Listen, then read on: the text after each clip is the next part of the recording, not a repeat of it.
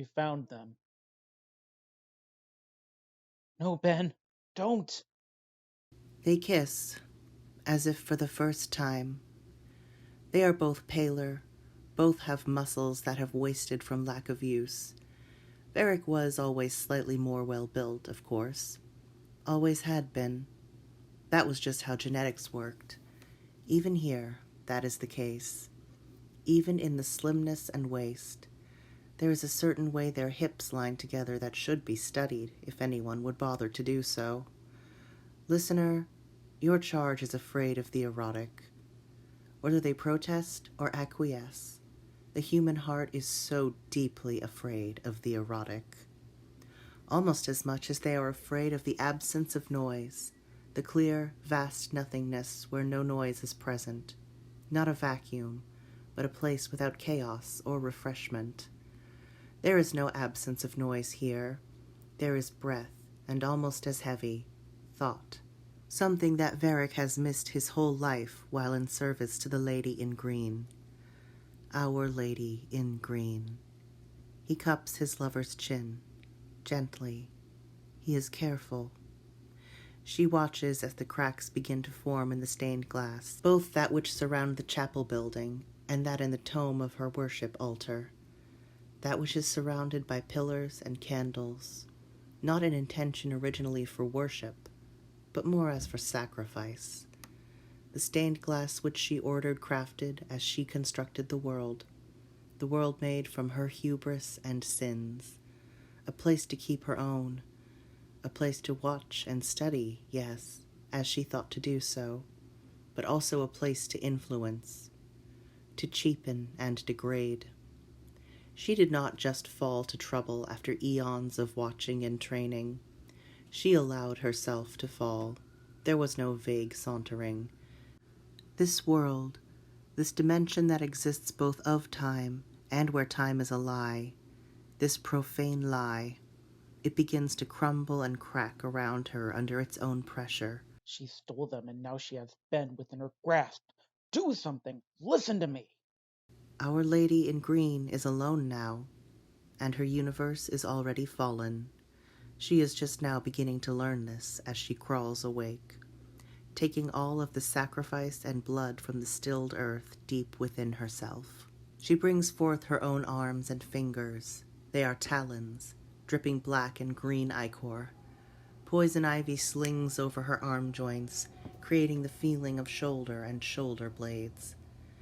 She is gruesome and beautiful and unabashedly naked. Her face, more of a fox than of a classic humanoid, is pointed and the nostrils flare.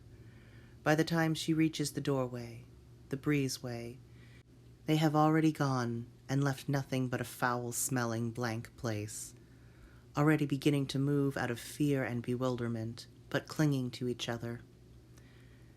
They only pause when they hear the creaking of the tower. They have not yet begun to remember things, but will soon.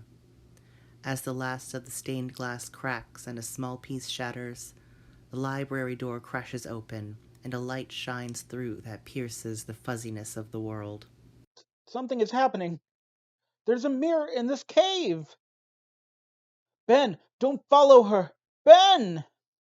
He comes to the world, and the first thing he sees is the water tower, its feet unburdened from ground and unsteady and gurgling, and the creak of the rickety rivets as turns to look at the space, to seek victims. He knows he should be afraid. His brain is telling him how wrong it is.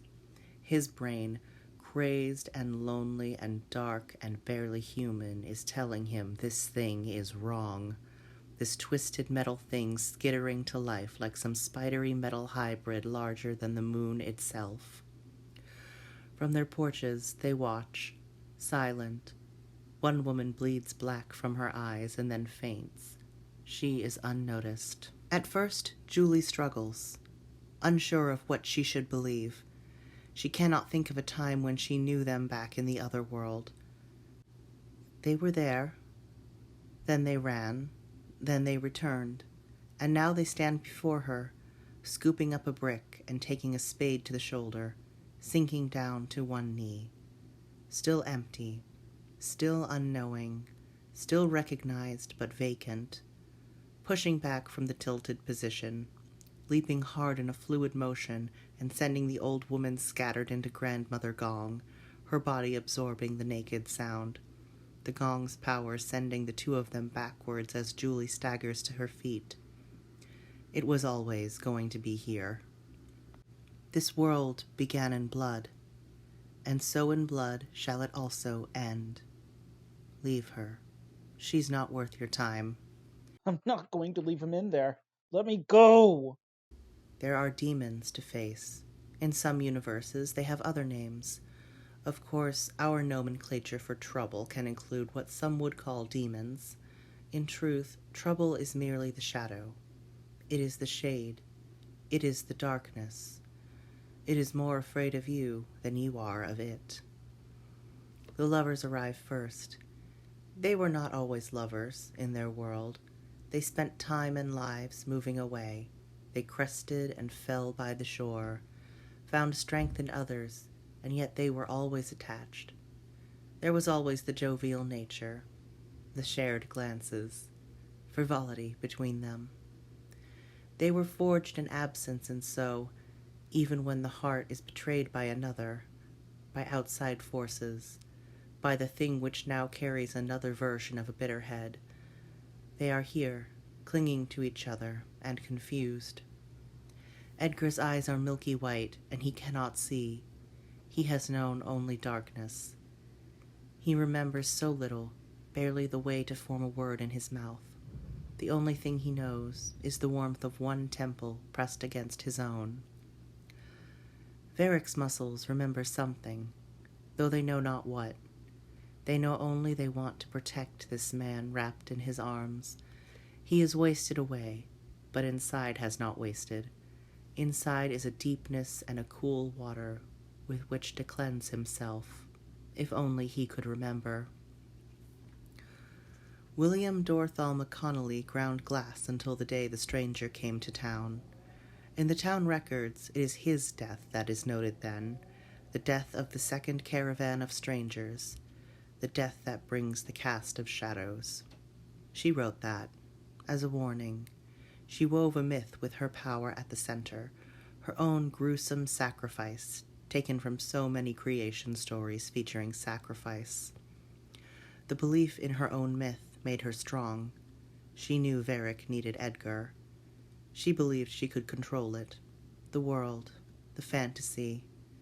Fools have died for less. She begins her work, her travel.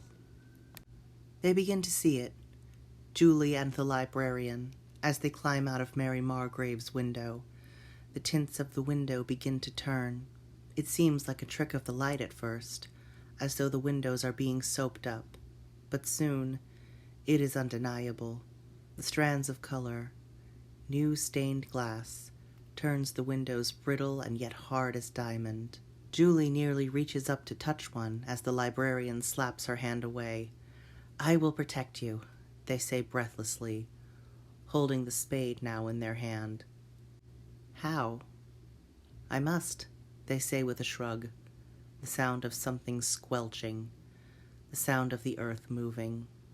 They will be the last. Ben dances with the water tower briefly, bolting between its legs, feeling how it screeches and pads down the earth.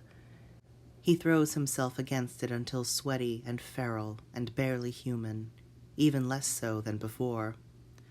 The locket half burned into his skin, the part that kept him immune from the spell of the fallen Atsume, has unleashed him. His humanity is barely holding together. He is barely more than muscle and immediate desire, but he is now more himself than ever before, more than anything he was chained to by his family life. He wants to remember. He wants to return. And then, brother? It all stops then, for him. The water tower continues its ascent and descent with its feet. One last bolt deep enough and twisted with enough root to keep it in place. The voice unlocks something inside Ben.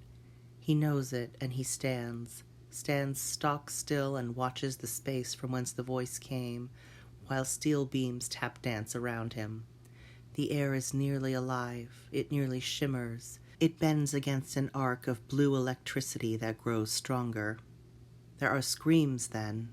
There is dead silence after. Dead silence, and then the hum. Death is coming. Ceaseless carnal death. Esau Audacious Mint died fleeing.